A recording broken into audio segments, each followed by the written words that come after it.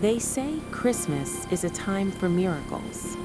On December the 22nd, Clara Vance stepped onto the plane clutching that fragile hope like a lifeline. She carried her 5-month-old son, Leo, and 2 suitcases that held every single thing she owned in this world. The aisle was a narrow river of people, and her diaper bag kept slipping, a stubborn anchor on her shoulder. For a dizzying second, she almost turned to ask Mark for help, but Mark was gone. He'd left 7 months ago, the day after she told him she was pregnant. So now it was just her. And so far, miracles seemed to be a luxury she couldn't afford. Her seat, 14B, was taken. The man in it waved his own boarding pass, a different seat number, and simply shook his head, refusing to move. The flight attendant's smile was strained, and Clara felt that familiar, cold dread in her stomach. This was it. They'd ask her to leave. But then the captain's voice, crackling with static, filled the cabin. A severe snowstorm was bearing down on their destination. All flights were being rerouted or delayed. Perfect. Just perfect. Then a whisper. The harried attendant leaned close. "We have 1 seat left, in first class. It's yours if you want it." First class. A free upgrade during the Christmas rush. A tiny, stubborn spark of hope flickered in Clara's chest. Maybe, just maybe, there was a little magic left in the world after all. Passing through that curtain was like stepping into another reality. The air was calm, scented subtly with lavender. Plush, wide seats like thrones, soft golden light, the gentle clink of crystal. It felt like walking into a dream that belonged to someone else. The attendant led her to her seat. "Right here, ma'am. Make yourself comfortable." Clara was still murmuring her thanks, overwhelmed, as she set her bag down. "Really, this is so kind. With the baby and everything, She looked up, and every word died in her throat. The window seat was occupied. The man sitting there wasn't just handsome, he was profound.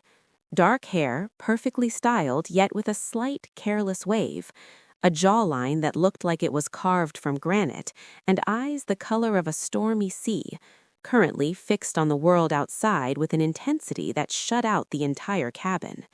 He wore a suit that probably cost more than her old car, the fabric draping perfectly over broad shoulders. Clara's brain simply stopped. She discreetly sniffed her own sweater. Baby spit up and stress sweat. Wonderful. She was about to sit next to that for 2 hours. The flight attendant gave her a gentle nudge. Right, moving. Basic human functions. "Sorry, yes, thank you," Clara managed, her voice tight. She sank into the butter-soft leather, arranging Leo as best she could. The baby was getting restless, little grunts of displeasure rumbling in his tiny chest. "Sorry," she whispered toward the man, though he gave no indication he'd heard her. "We'll try not to bother you." Silence. He didn't even glance her way. Invisible. That was fine. Better, probably. She gave Leo his bottle, and the rhythmic sucking finally brought a blessed 20 minutes of calm. The plane began to taxi. The man beside her finally snapped his laptop shut, but his gaze remained fixed on the darkening sky outside. The engines roared to life. Clara tried to follow the safety demonstration, but her eyelids were heavy weights. Leo's warm, solid weight against her, the deep comfort of the seat, the hum of the aircraft. It was a conspiracy against her wakefulness. The plane lifted into the air. Clara fought it. She truly did, but her body betrayed her. Her eyes slid shut, and she tumbled into the first deep, dreamless sleep she'd known in months. She didn't feel him turn. She didn't see his stormy gaze leave the window and settle on her, taking in the exhausted slope of her shoulders, the protective curve of her arm around her son. His stern expression didn't exactly soften, but the intensity shifted into something more contemplative. They say Christmas is a time for miracles. Clara Vance was about to wake up in the middle of hers. Clara woke to warmth. a solid, comforting warmth beneath her cheek, and the clean, sharp scent of sandalwood and frost. For one blissful, confused moment, she was nowhere. Then awareness trickled in like icy water. The firm slope of a shoulder, the steady, slow breath beside her, the hum of jet engines. Her eyes flew open.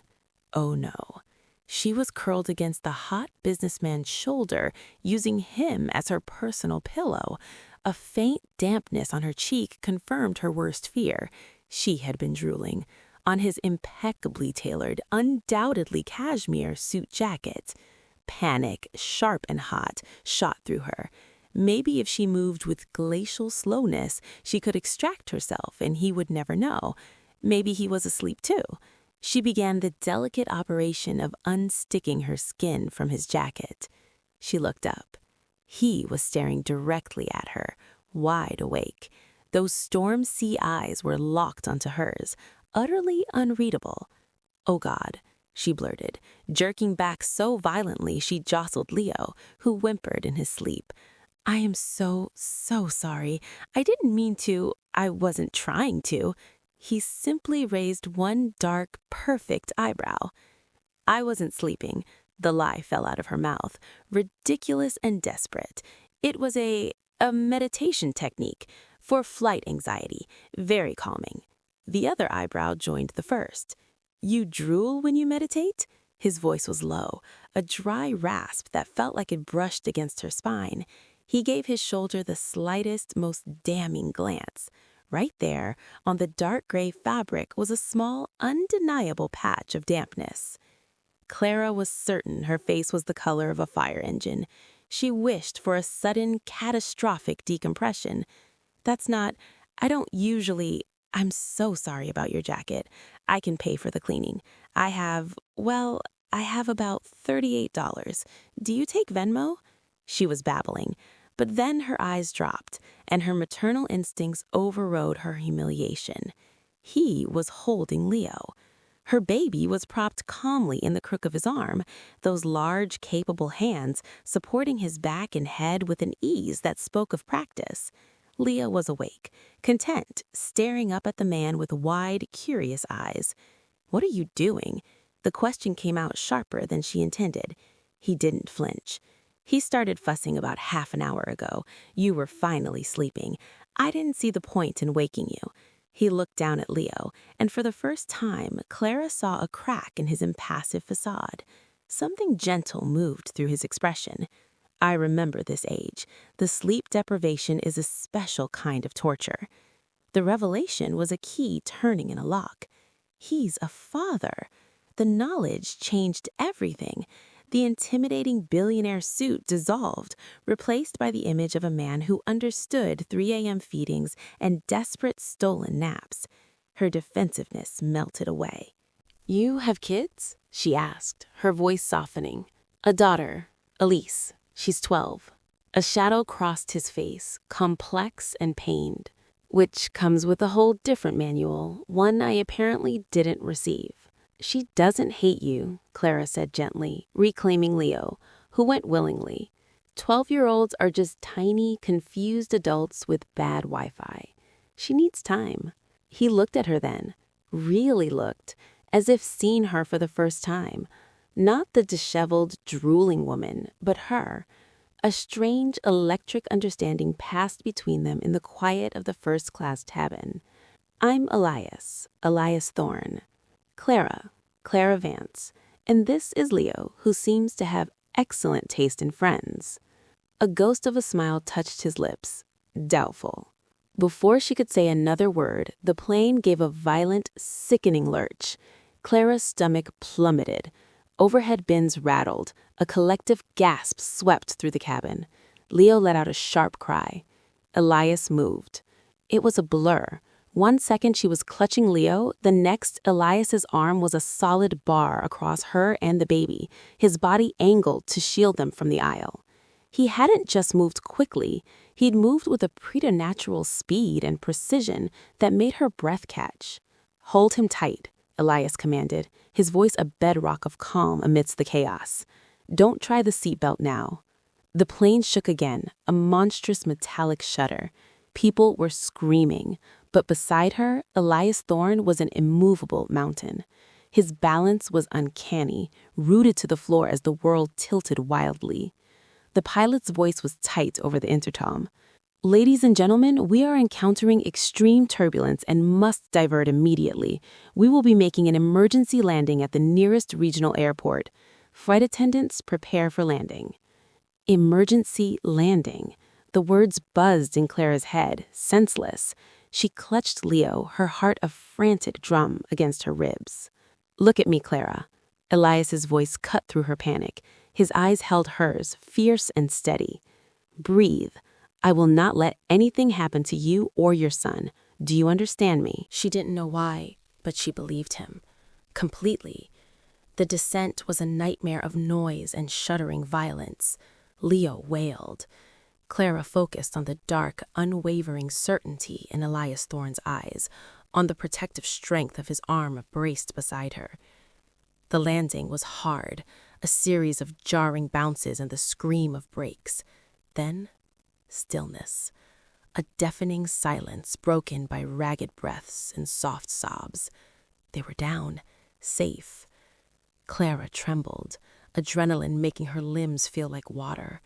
Leo's cries softened to whimpers against her neck. "Are you all right?" Elias asked, his voice low.